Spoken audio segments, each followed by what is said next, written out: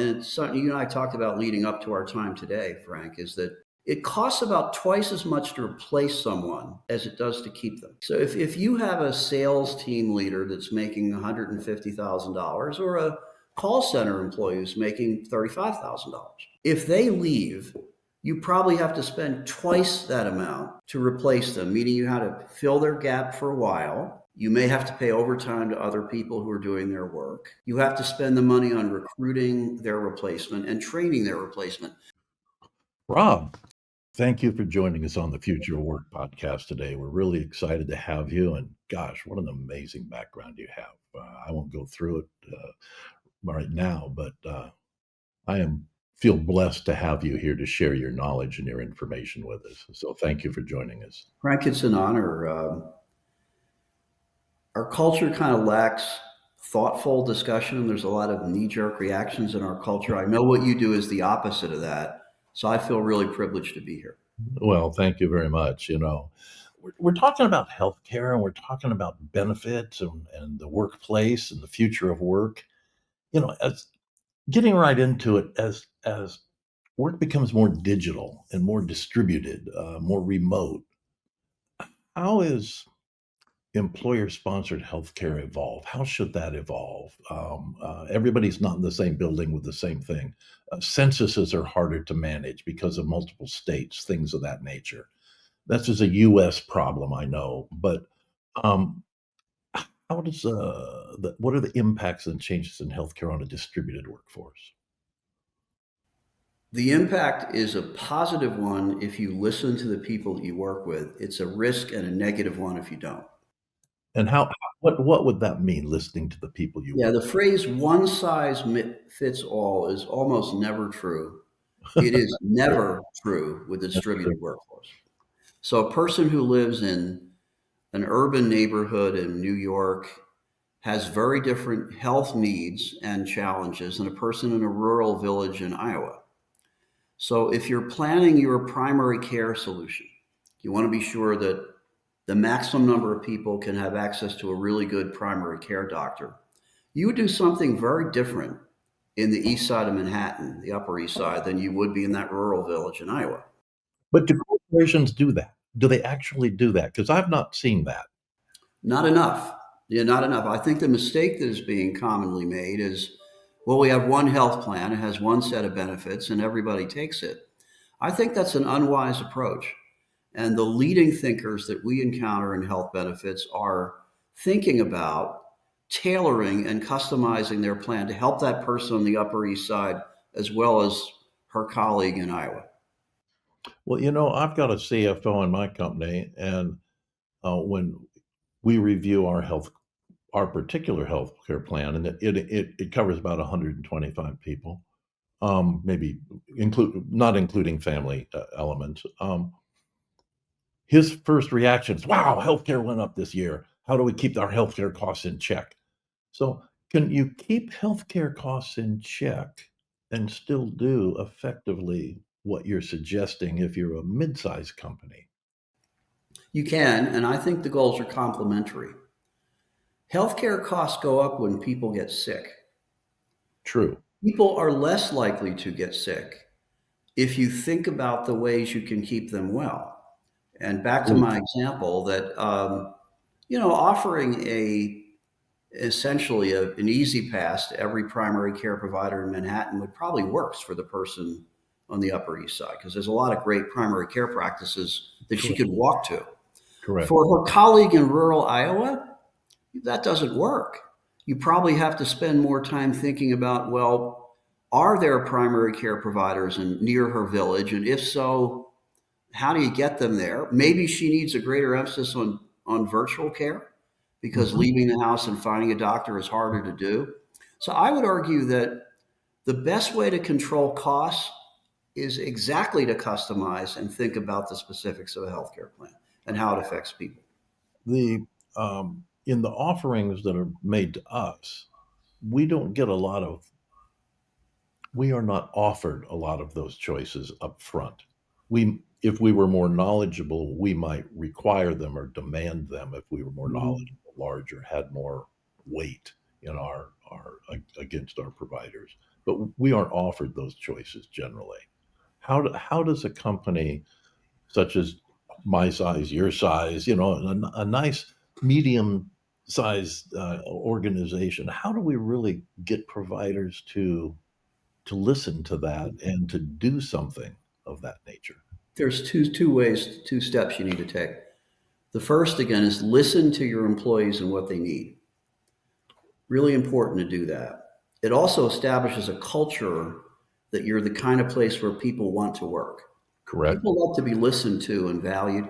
Once you've done that listening, employers have a lot of clout in the marketplace with carriers, with hospital systems, with pharmacy benefit managers. They don't always use it very adroitly. So to say to a United Healthcare, we want you to give us something different than you give the rest of the market sounds hard, and it is, but you'd be surprised at how responsive they will be if they realize they might lose your business. And Hmm. so, an employer who's a good shopper, an employer who's a good negotiator, and could say to United or to Aetna, yeah, we have employees on the Upper East Side and in rural Iowa. What are you willing to do to build networks that make you meaningful and valuable to both of those employees? If they're not willing to do that, there's a lot of other places to go. There's a lot of other ways you can spend your money. It's like everything else. I think it's a matter. I think about going to the grocery store, which I still do. We don't have our groceries delivered. My wife and I talk about what we want, then we go find it. And if we don't find what we're looking for in the grocery store, we either do order from somewhere else or maybe switch grocery stores. Now, healthcare is a lot more complicated than your weekly grocery order, but the process isn't. Listen, think, choose, and negotiate. I think the one of the issues there probably, and I'll use again my company as an example. I've got a CFO with one set of demands, an HR department trying to listen to employees that are well distributed with Yeah. another set of demands. And so the first place I need to make a correction is between those two parties, as opposed to in order to successfully accomplish what you're suggesting. You're not always going to get the CFO and the HR lead to agree, but there is common ground between the two when you can make the case, which I think is credible, that a more tailored and valuable health plan is good for the P&L. I agree A completely. one size fits all, you have to do this health plan is bad. And here's why. And it's something you and I talked about leading up to our time today, Frank, is that it costs about twice as much to replace someone as it does to keep them. So if you have a sales team leader that's making $150,000 or a call center employee who's making $35,000, if they leave, you probably have to spend twice that amount to replace them, meaning you had to fill their gap for a while. You may have to pay overtime to other people who are doing their work. You have to spend the money on recruiting their replacement and training their replacement. So, from the point of view of the CFO, if people feel fulfilled and happy at work, there's more likely that they're going to stay, they're going to be more productive, and then cost less to replace because they're not leaving. And so I really do believe that that's the common ground. Yeah, I agree with you. I wish more CFOs saw it that way. Um, but we work with a variety of large human resources companies as clients, and the data that they provide to us that we see is certainly supports what you're suggesting, Yeah. uh, and we understand it. Um, uh, CFOs are always saying cash flow, cash flow, cash flow, cash flow, and so And the answer would be, well, the cash flow we don't have to put out to advertise, recruit, interview, retain a new person. We don't put that money out. What we do is maybe we spend a bit more to diversify our primary care program, but you spend $1 to diversify primary care, you get $5 back in retaining people. yeah, I think it's people fully understanding those metrics and then creating the program that actually delivers that value. That's Some hard. say it. Well, that's hard. We can all And look at that's what we do at the HTA. That what we're trying to do is we're about 80 companies now, large and small. Our smallest has 4,000 lives. Our largest has 300,000 lives. The company, our own company, has 24 employees and probably 50 lives. So we understand the spectrum. yeah, But at the end of the day, every effective problem solving technique I've seen has in common listening to who your customer is, what they want. In this case, your employee is and what they want, and then figuring out how to do it. And your work and your firm, that's what you're all about, is being yeah. effective listeners, and that's what we try to be, Well, it's funny as we talk about distributed work. I think we need to bring up mental health. without Um, question. the distributed work has highlighted, I should say, a variety of issues. And I'm a lone wolf, so I don't identify with this necessarily, but the concept of the loneliness epidemic and how distributed work is impacting that, and how that impacts mental health, and how mental health really isn't well addressed by an awful lot of the healthcare management systems that are out there today. What's your view on how to correct and how to adjust that, or some ideas that we can share?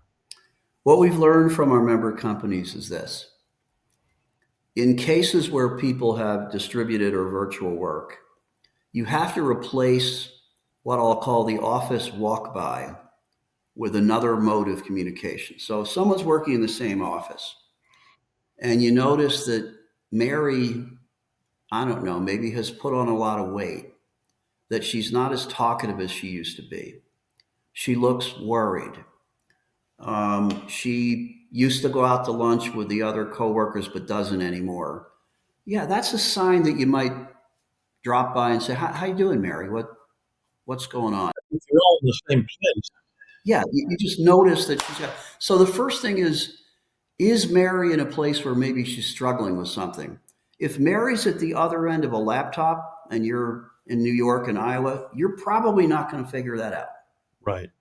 So the first challenge is to create ways that employees can communicate among each other and with their management that are not official, are not interrogations, are comfortable for people. So you can begin to notice those things. So some of our members have created almost like a buddy system where periodically employee number one checks in with employee number two, not for some grave agenda, but hey, I know your son plays baseball. How's he doing this season? Did I tell you that my daughter's getting married? And we're, in other words, have that sort of encouraged peer communication about life itself. And you then can start to pick up some patterns if something's changing for the worse. It's kind of awkward. It's a little artificial, but it's really necessary that you don't let someone float out there in the ether with a problem you don't see. So that's point one. Point two is once you find out there's a problem, you have to have the resources to address it.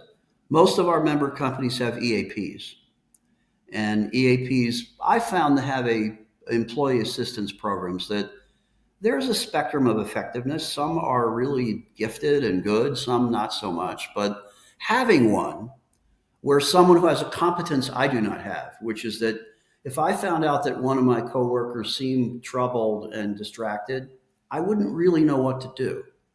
But people in an EAP program do.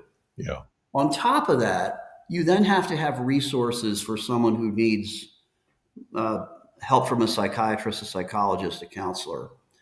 There is a crisis in this country of wait times. People have to wait 3 months, 4 months to get seen, and that's intolerable. What we've done for our members is struck an agreement with a behavioral health provider where people can be seen within 4 or 5 days virtually, if hmm, need be, instead of 4 or 5 weeks. And the employer pays for that on a per case basis. Our employers are allergic to, you got to pay a lump sum for everybody, whether they use the service or yeah. not. They don't like that. So again, it'll sound, it's a broken record here. By the way, that phrase is quaint, isn't it? You and I understand what records were and what they sound like they were broken. And when they actually My, broke. my daughters would, who are 30 and 32, would not understand. So to be redundant here, I'll put it that way: listen and problem solve. Well, I think that is certainly good advice and good counsel. And like all these things, always easier said than done. We actually have in our internal something we encourage. And I've had video conferencing in my company since 1984, maybe even Wow. 83. You So were a pioneer, Frank. pioneers and all that. You know what they say about pioneers? They get stuck full of arrows. So we've suffered with all sorts of oddities in the growth of our business model overall. But one of the things that we've gotten used to and we encourage and actually discuss is we break meetings and agendas for meetings really into three parts. The first third of the meeting is personal. How's the dog? We have a saying that we picked up somewhere. It's not original. You don't know your colleague or your member or your customer well enough unless that you know the name of their dog. So, how's your dog? What's going on? Hey, how's the family? What are the kids doing? We talk about personal things for the first third of a meeting.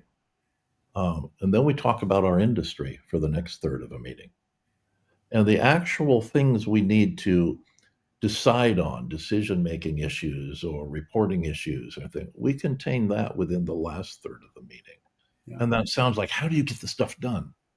Well, by doing the first two, we're so aligned by the time we get to the third one that things just happen naturally and I think comfortably. that's terrific and practical advice. We do something like that, but we probably could do better. And that's good advice. Because, by the way, the answer to the question, how do you get stuff done? First of all, you build trust in Absolutely. your relationships. Understanding and empathy and all the Second, you create situational awareness. We're not the only company selling widgets. How are the other widget companies? And then third, you're right. The solutions to the business problems and challenges kind of flow naturally when you trust the person you're working with and you're both situationally aware. You should probably do this for a living, Frank. That's a good idea. well, I do, you know, Yeah. but we have found that thirds works out really really well, and it works equally well with clients. I mean, this has nothing to. This is just remote relationship development. You can do the same thing when you're face to face. It doesn't quite take as. It's not as challenging. To that end about understanding Very your clients, challenging. that we try to teach and understand this. Obviously, we're interested in our member companies participating in our programs. That's how we help them. Sure. That's how we generate our revenue. But I always say to people, how would you feel if some really significant problem, your mom just got taken to the emergency room and she's really sick and she's 8 states away and your sister's helping her with her. If the next phone call that you get is someone who says, what a great day this is to buy a widget. Aren't widgets a great thing? It's going to be fingers on a chalkboard here. A Yep. really good way to open any meeting is, how are you today? And mean it. Yep. Don't use it as a figure of sense. I've had people say to me, what I'll never forget. I talked to one of our members and said, how are you today? He said, well, I'm rattled. I said, what happened? He said, my wife and I got a phone call in the middle of the night that our daughter was in an emergency room, again, 1,000 miles away, that she had been outside of a restaurant. And I said, oh my goodness. First of all, would you like to get off this call so you can go deal? He said, no, I'm fine. My daughter's all right. She's being discharged from the hospital in an hour, as a matter of fact. She had superficial wounds, but it certainly rattled me. Now, I'm really glad I asked that question, because if I had dived into that call and said, you really should use our behavioral health solution that we do here at HCA, I would have been so oblivious to that person's life. And I'm not just saying that, and by the way, you have to do this in a genuine way. It can't be, I've encountered politicians who look at an index card and they're like, hi, Frank, How is your grandson who's in the Naval Academy? And it's clear they don't know that, they don't understand it. You have to really know it, but if you do, it builds that empathy and trust in a way that's really beneficial. No, I would agree with that. Understanding others is the key to most success, and having a certain amount of empathy. If you were to take um, one radical idea Hmm. to transform how companies measure ROI, how healthcare was managed, go crazy for a minute. One really radical idea, something maybe that hasn't been discussed too much. That's what makes it radical. Um, People who work here live longer than people who don't. Life expectancy. okay, I'll Now, go. that has to be risk adjusted. I mean, if someone's 81 years old and has liver cancer, it's a different question if they're 21 years old and run the Boston Marathon. But at the end of the day, if we could say that our company offers health benefits that if you take advantage of them, you are more likely to live longer and better, I'd love to be able to say that. And how would you back that up? Yeah. With data, first of all, you would show that people been in our plan are more likely to have an early cancer screening and survive instead of die. Yeah. Pregnant women who are in our plan are more likely to understand that they're at high risk of a preterm birth, so their babies are healthier, and so are they when the baby's born. People who live in our plan, who live under our plan, manage their weight better, so they're not obese and they don't suffer from diabetes and knee replaces and hip replacements. Show me the money, as Jerry Maguire would say, that show that people in fact achieve those results. The radical goal of healthcare in America should be longer and better life for everybody. And if you can be a contributor to that and show that your company's contributing to that, that's probably the kind of place people want to work. It's funny. I asked for a radical idea, not a common sense idea. But what you're suggesting is pretty straightforward. It's the proof of it, and I'm going to go to the obesity issue. We are in an obesity epidemic as a nation. I've spent a lot of time in Europe, and I have a lot of friends back and forth. And Europe is just one bellwether difference, but they come over here and they can't believe how fat people are. They go, what's happening? They just can't believe it. So as a company, we can do things to help people, but people also have to help Oh, themselves. they do. And I think that's probably harder than anything else. You can add education to it, but no matter how much we tell people about this and that, right now, what's the most popular drugs that are being prescribed and used by 20% of the U.S. adult population? Weight The loss. LT1s, yeah. Why? Because they're too lazy to exercise. They're So too lazy. here's two ideas that are corollaries to the point that you're making. I think we always need to be mindful of genetic predispositions to weight and so Absolutely. forth. And we should also be mindful that some people live in food deserts and don't have the chance to access healthy and good food. Having said that, if you take those things into account, I think people who take better care of themselves should pay lower premiums than people who don't. Well, we do that with automobile insurance. Yes, we do. We do Yeah. it with workers' comp. We do it with a lot of different things. And I think there's nothing wrong with that. And I think that the person who makes that effort, takes advantage of those resources, should take home more pay than somebody who doesn't. Do you see that as an option within the programs that are available today? I see encouragement for things, but I don't see. Only to a limited extent. There's a cultural and a legal problem with that. The legal problem is you have to be very careful not to be accused of a violation of the Americans with Disabilities Act or the Genetic Non-Discrimination Act. So you have to be careful not to punish someone for their genetics or their, situation.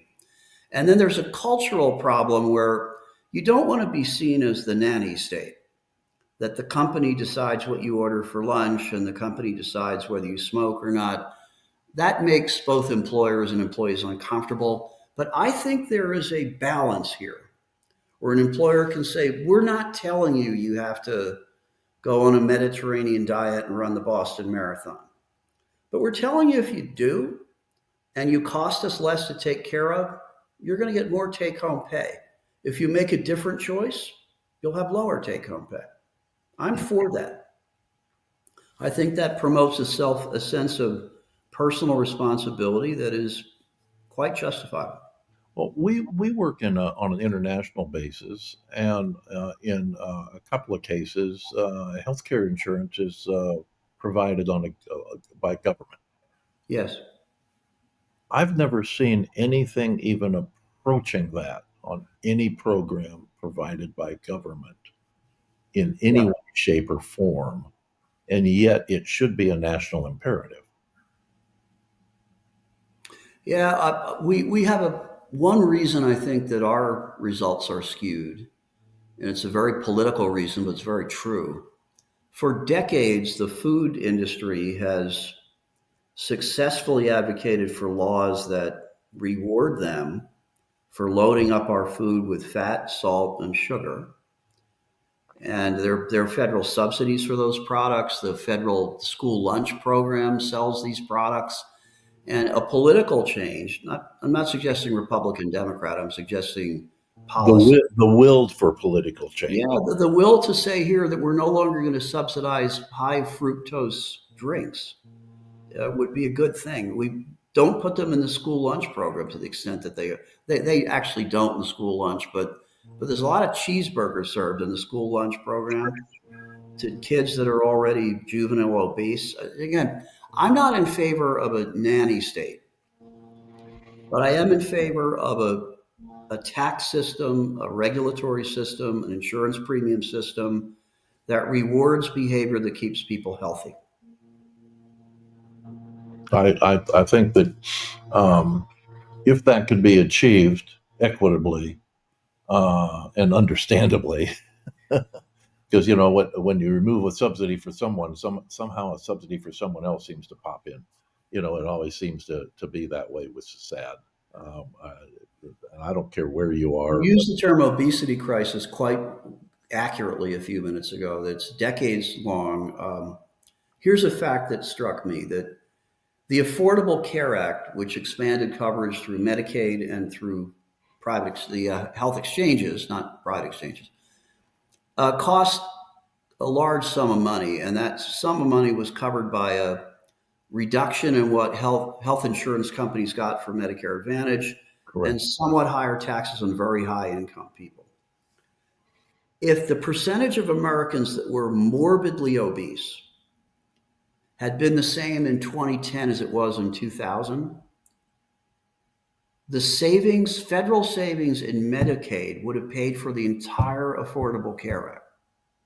In other words, we would have been able to achieve virtually universal coverage without raising taxes on anyone or reducing spending in another area if simply the percentage of people on Medicaid who are morbidly obese had stayed what it was 10 years earlier. Holy cow. That's what an obesity crisis looks like. Yeah. And It's not just a crisis of health, it's a crisis no, of economy. it's a crisis of lifestyle. And here's the other pet theory I have about this. And I don't have data to back this up, but I have instinct. So let's choose instinct over data. I think most of us make most decisions in our life, including healthcare decisions, based upon whether someone who loves us pushes us in that direction. A spouse, a child, a sibling, a friend. I think that people who feel lonely in life, who don't feel like there's anybody who necessarily cares about them, suffer very often from a lack of self esteem. And the lack of self esteem is very much tied to obesity. Again, for people who are not genetically inclined, Right. substance abuse, behavioral health challenges. So I think we also have a loneliness crisis in the United States, and addressing it in a non-judgmental, non-mandated way is something we have to think about. One quick anecdote: I'm aware of a primary care doctor in Texas who noticed that a lot of her patients had the kind of lifestyle I just talked about, kind of lonely. And she started a Wednesday afternoon walking club where she invited those patients to go take a 45-minute walk with her after the business day was over on Wednesday. About 25 of them showed up. And out of that 25 grew a community. And some of that group started playing pinochle together, or they went to the diner for dinner together afterward, or visited each other's homes. And the primary care doctor kept track of these patients and said they all got kind of healthier. Their BMI dropped, their med adherence went up, they were less sick. The tragedy of this is that she got paid zero for that achievement. Our system didn't give her any money for that because she couldn't bill for a visit for this walking club. We should triple her pay for doing something like that.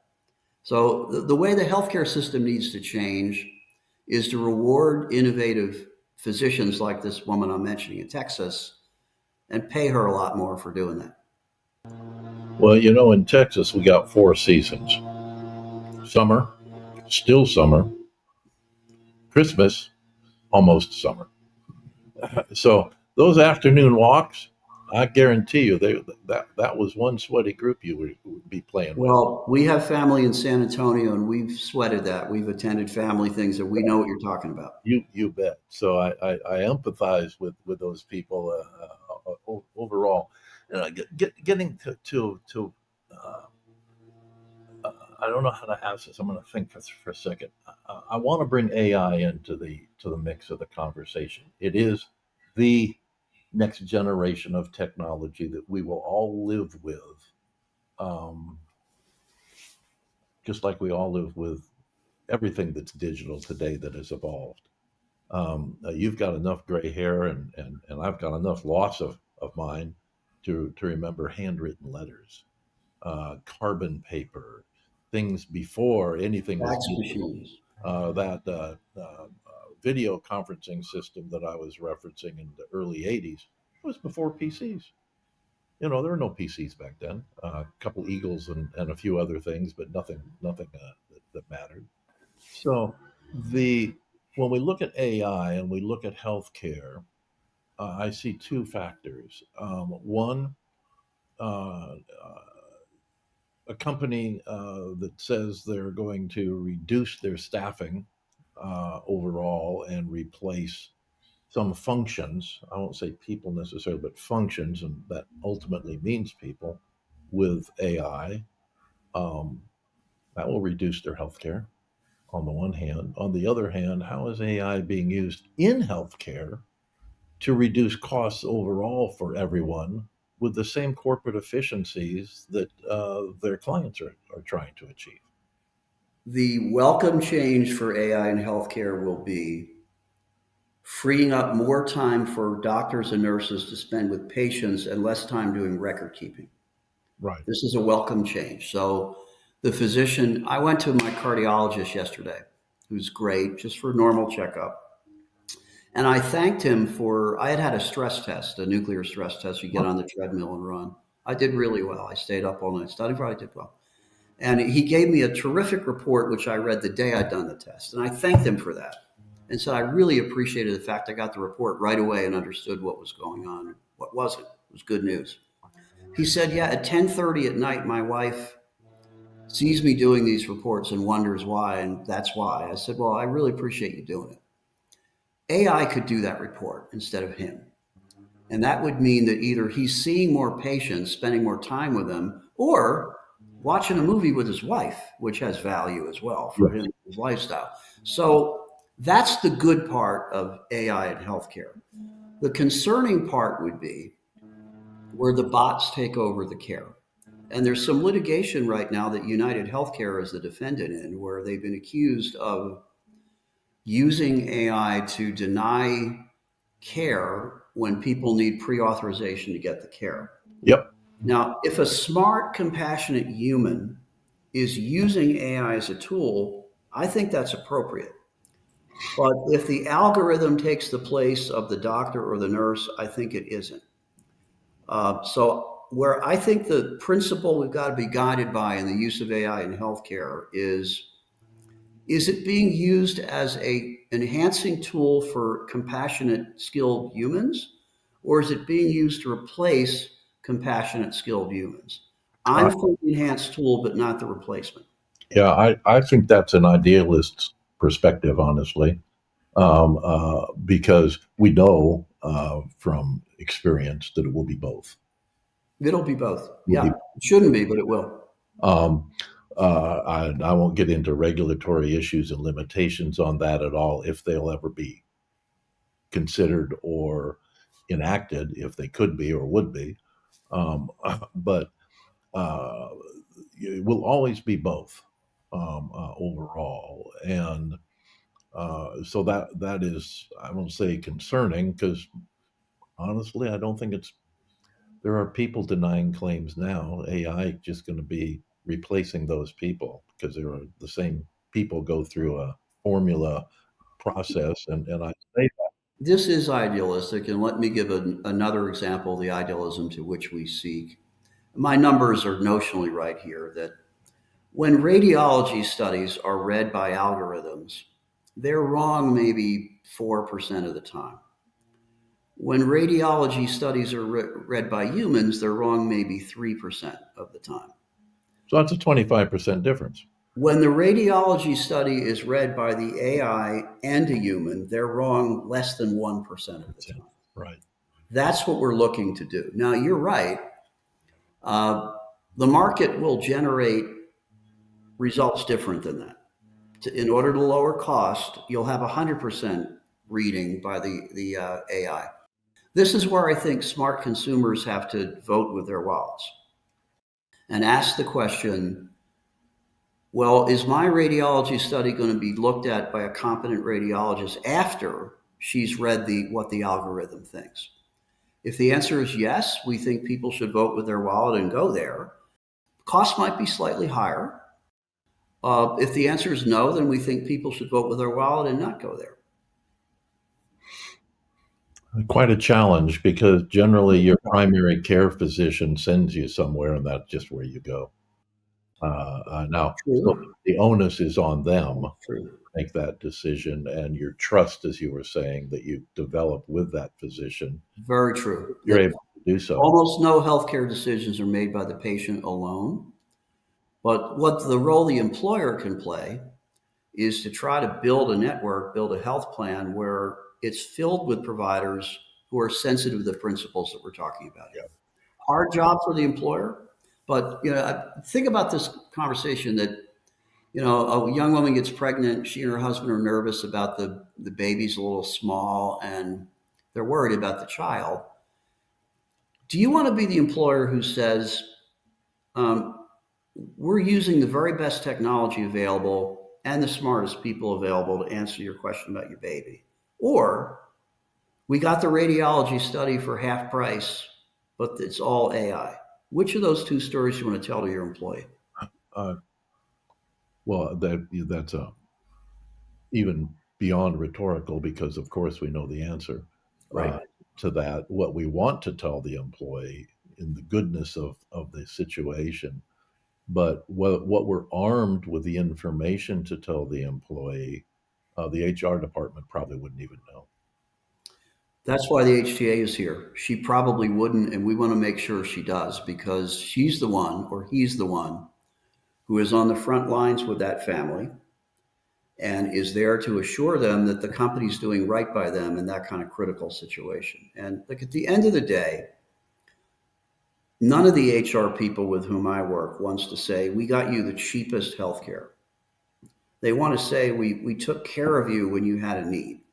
Look, thank God, 85% of us, 85% of the time, don't think about our health because we feel good today. Correct. But when you get the child, the baby's a little small in the first trimester, or you, God forbid, get a malignancy diagnosis, or you get a problem with your calcium test on your heart study, then you need someone. I want the best, and I want it now. Yes, Yeah, there's absolutely. no reason why we can't say you'll get the best. Now, that doesn't mean there's a blank check for the provider of the best. But there's no reason why we can't say we're going to find a way to get you the best. That is a combination, a synthesis of what technology can do and what smart humans can do. Well, I'm gonna we're running long on time here, which I really appreciate, Rob. But I'm gonna bring up one more point. If I can do it well, we work, as I mentioned earlier, with a variety of human resources companies, and they do recruiting for everybody big, the global Fortune 100, 1,000, et cetera, and manage the recruitment processes. And in that process, the two numbers that I'll share. If they use the word remote work is available, remote work option, etc., they get a 5 times response on a job description, or Mhm. in terms of applicants. Um, if they have a family offer for within the description of benefits, overall, versus no mention of benefits, but they go beyond just benefits package, blah, blah, blah, but they reference the word family included Mhm. within that, they get another 3 times respondents. So the ability to be flexible in your work program, which is a work life decision, um, combined with benefits that are inclusive of family, are two of the biggest response issues in all employment structures. So, addressing that effectively, which we're trying to do here, is critical to winning the battle for talent, which is critical to winning whatever objectives you might have in business or government or the military or whatever employment structure happens to be. Those two things are elemental, and if you don't deal with them, you're not going to succeed. Everything you said confirms what I've learned in my 10 years running the HTA, that it's all about recruitment and retention. And recruitment and retention is increasingly tied to, do I have to build my family around my work, or can I build my work around my family? Well, that's why we started as a distributed company, by the way. Yes. The primary person that I wanted to hire for a position, this goes years and years and years, decades ago, lived on a farm in a different part of the country and had a very rural lifestyle, but he was brilliant. He's great. He's now been with me for almost 3 decades. And my first decision is, I can move this guy to work in my office, and he can uproot his family and his wife's job, if she'd even leave it, or maybe it would break the family apart. This terrible dilemma, etc. And I said, no, no, no, no, that's not best. Whatever's best for the family ultimately is best for the company, because those are the people that you talk about that have loyalty, have trust, and they stay productive. I assume that 30 years ago, one of your competitors said to that valued person, no, you have to move to Dallas, Connecticut. Connecticut. And that, that competitor isn't here and you are. Well, that competitor still is here, and they're still moving people to Connecticut. But the reality is they have a much lower life, Turnover. much higher turnover than we do. Just to conclude this, what I try to do to learn from you on this, that we have an employee who started with us about 3 weeks ago. He's great. And we do a one-on-one 30 minutes twice a week. We had our meeting yesterday, so I sort of followed your thirds a little bit. And I was talking to someone in the previous meeting about baseball. And I said to my new employee, who I know loves baseball, we were just talking about baseball. Who's your team? Well, I'm a Yankees fan. I thought about dismissing him on the spot for that reason, but did not. But he said, I'm a Yankees fan, and I know he has 2 teenage sons. And I said, are you going to get to see any games this year? And he said, well, my oldest last day of school is like June 15th. The Yankees have a day game the next day on the 16th. And I was thinking about it, but it's a weekday, a work day. I said, go to the baseball game. Yeah. Yeah, this is not an order, but whatever meetings you have for us, take some time and go to the baseball game. And it wasn't, I didn't have to read the employee manual about it. You understand? I but it was just struck me that that's what he ought to do. And so I think that he's a great guy. I hope he's with us for a long time. And if he is, I'll bet it's because our thought was, you got this chance to take your two teenagers to a baseball game. Go, go. Yeah, no, we agree. We have two philosophies we've been using this for guidance for 45 years now. One is members first, which members Mhm. are customers. So we don't make any decision that isn't best for the member first. If it's Mhm. good for them, it'll be good for us. Number one. And the second one is family first. That if you strengthen the family environment, if you do things such as you said, simple things or complicated things like we had to do during the pandemic, um, it comes back. And I'll reference, I've not lost a C-level executive in my company. And not to take this to the religious or philosophical level, but the golden rule works in every aspect of life in my mind. And that's the way I'd want to be treated.